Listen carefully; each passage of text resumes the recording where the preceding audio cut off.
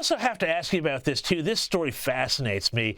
You're joining us from New York City, of course, where President Trump has now axed the city's congestion tax. Now, the idea here was that they were going to charge people $9 to enter Manhattan in an attempt to reduce traffic. Now, I have always thought congestion taxes were an evil idea, a regressive move against the poor to keep the traffic down so the people who could afford them could drive on them and force everybody else into the filth of the New York City subway system.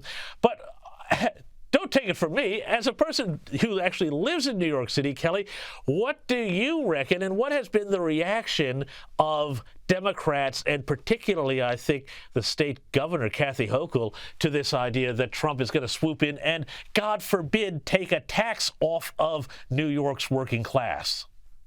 You've got it exactly right, James. And I have to tell you, I actually don't take the subway alone anymore. I haven't taken the subway in months because of the crime. I can't see out of one eye right now. I had a retinal detachment and I feel very vulnerable as a woman, especially on the subways. There's crime every day. I can tell you, violent crime, people getting pushed in front of trains. Subway crime has really gone up. And, every now and then Kathy Hochul will send in a few more cops to the subway for a couple weeks to make a point, and then they're gone.